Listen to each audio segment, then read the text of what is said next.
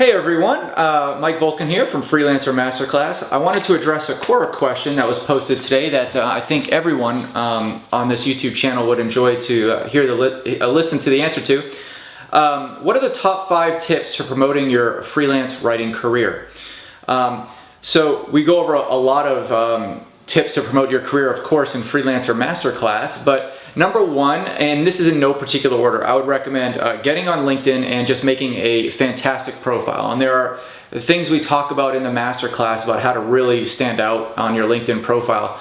But if you haven't taken the masterclass, you just make sure you fill in every section and have a great profile picture and a captivating headline. Number 2, get on freelancing sites, of course, Upwork. Freelancer.com, which I don't so much recommend anymore. Guru, part-timers, we work remotely, like all those places, just start monitoring them. And if you don't want to monitor the dozens of sites that will show you freelancer work, you can use the aggregated listening technique that we go through in Freelancer Masterclass. That way, all those opportunities come right into your inbox and you don't have to do a thing. They're just presented right to you. Develop a niche and a brand. So what is a niche? Well, it's a particular industry or segment of an industry that you're targeting. And the brand is the way that you're going to exude yourself and be seen in that industry.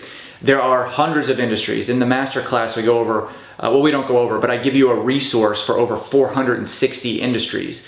460 different niches. So each one of those covers dozens and dozens of industries. So there is no shortage of niches out there. Just pick one that makes you happy. I get a lot of questions sometimes about which niche is the best. It's like, well, whichever one you're passionate about, whichever one you like the most, you know. Create a killer website is another tip I have. A lot of freelancers don't have websites, and believe me, if you have a client that's going to be paying you thousands of dollars a month or thousands of dollars for a particular project, they're going to Google your name, and you have to have a website out there because it best exudes your brand and best tells your ideal client what services you offer and exudes your quality and all that great stuff that you want to show them. So make sure you have a great website. It doesn't have to be unique or fancy or a high dollar website. Just make sure it's well laid out, well designed, and well communicated.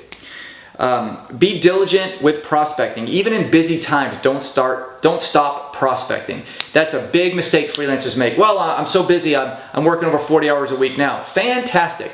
When's the last time you prospected? Oh, I stopped, three weeks ago.